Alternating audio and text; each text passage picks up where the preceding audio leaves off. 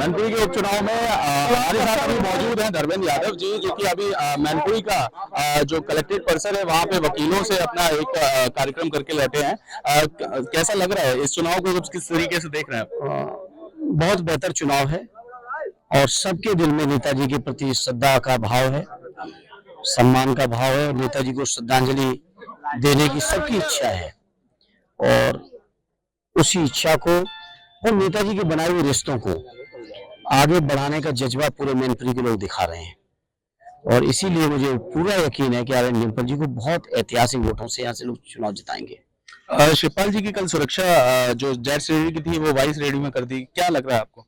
हो सकता है एक दिन आपको कल आते आते कुछ और भी खबरें मिले, वाई से कहो एक्स हो जाए, एक्स से कहो गायब हो जाए, हम में से किसी की भी गायब हो सकती है। तो ये तो बीजेपी के लोग और सरकार के लोगों की छोटी मानसिकता है, ओछी मानसिकता है।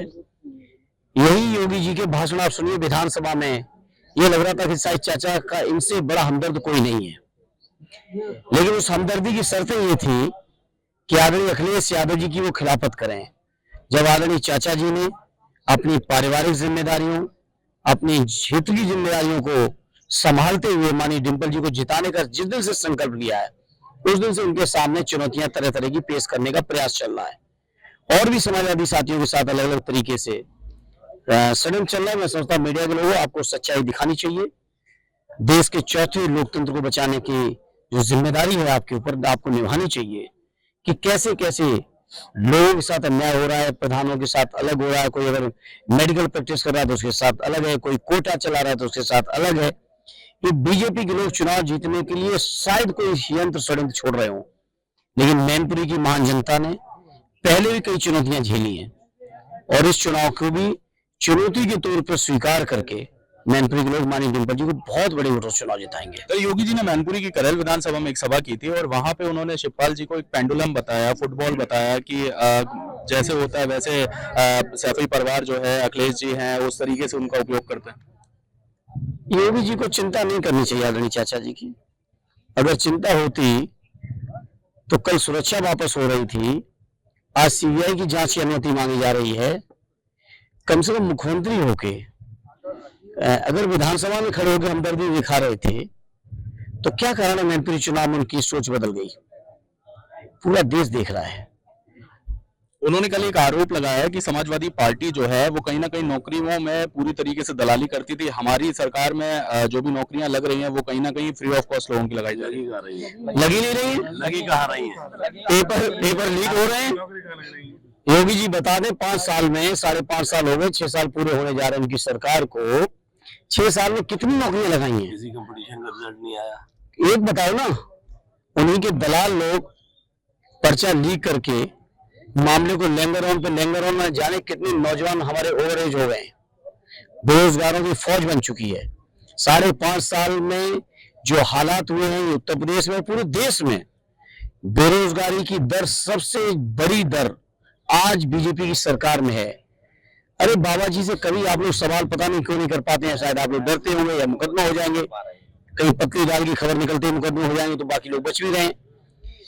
आप पूछिए उनसे, महंगाई की बात की थी, इन्होंने कहा था महंगाई घटाएंगे, बीजेपी के लोगों ने 14 में कहा था। 14 तक जहां सिलेंडर केवल 450 रुपए का हुआ था आजादी से लेके 70 सालों में, वही पिछले 8 सालों में 1100 पे पहुंचा दिया है। गरीबों को गुमराह किया कि हम फ्री सिलेंडर दे रहे हैं, लेकिन ऐसी हालत कर दी कि कोई भी गरीब उस सिलेंडर को भरवा नहीं सकता है। गांव में लोग स्टूल की तरह उसको इस्तेमाल कर रहे हैं। तो ये हालत कर दी है, महंगाई का हाल कर दिया। कहा था हर साल 2 करोड़ नौजवानों को रोजगार, लंबी लंबी बातें। बताओ बेरोजगारी दर आज क्यों बढ़ी है बीजेपी के लोग? बताओ आज तुमने कहा था कि 2022 में किसानों की आमदनी दूनी करेंगे, क्यों पुराने भाषण याद नहीं रखते और आप लोग भी चलाते नहीं दोबारा? पुराने भाषणों चला बीजेपी लोगों के, जैसे वो कहते थे कि 2022 आते आते किसानों की आमदनी दूनी।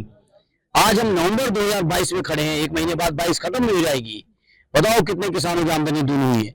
डीएपी का क्या मूल्य है? खेती किसानी करने वाले बेचारे किसान रात और दिन, परिवार के अलग अलग सदस्य अलग अलग इलाकों में उनके खेत हैं, तो रात को रखवाली कर रहे हैं अपने खेतों की। क्या हाल कर दिया है प्रदेश का, दुर्दशा कर दिया है। डिम्पल जी ने परसों एक सभा करी थी भोगांव में, विधानसभा में एक सभा की थी। उसमें उन्होंने अपने कार्यकर्ताओं से ये अनुरोध किया कि 4 तारीख की रात में कोई भी कार्यकर्ता ना सोए, सभी लोग जगें और अगले दिन सोए। क्या कारण था, मतलब किस वजह से ये, क्या डर है? कार्यकर्ताओं को दबिश पहुंच रही है, कार्यकर्ताओं के आधे आधे घंटे के अंतर में दबिश जा रही है, अभी से चालू हो चुका है। हालांकि उन्हें आशंका ये जरूर रही होगी कि आखिरी दिन शायद करेंगे, लेकिन इन्होंने तो अभी शुरू कर दिया है। तो मुझे लग रहा है कार्यकर्ताओं को अभी से ही अलर्ट रह के रहना पड़ेगा। एक पुलिस की सूची आई है, उसमें किसी भी यादव पुलिसकर्मी को नहीं लाया गया। तो अब ये सवाल तो सरकार वालों से पूछिए, क्या नियत है? क्या यादव इस देश के नागरिक नहीं है? ये उनको छुट्टी भेज दिया गया। नागरिक नहीं है क्या? उनको जबरदस्ती छुट्टियों में नहीं भेजा जा रहा है? ऐसी डेमोक्रेसी चलाओगे, ऐसी डेमोक्रेसी?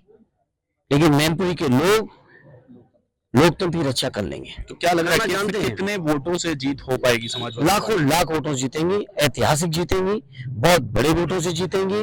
ये चुनाव सदैव नेताजी को श्रद्धांजलि देने का चुनाव है। और जब माननीय डिम्पल जी निकल पड़ी है मैनपुरी की जनता के बीच, तो जनता अपना आशीर्वाद देने में कोई कमी नहीं रखेगी।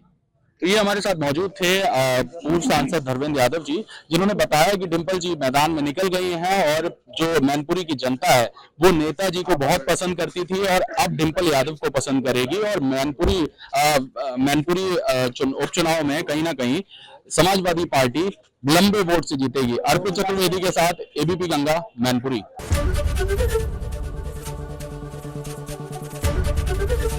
एबीपी गंगा, खबर आपकी, जुबान आपकी।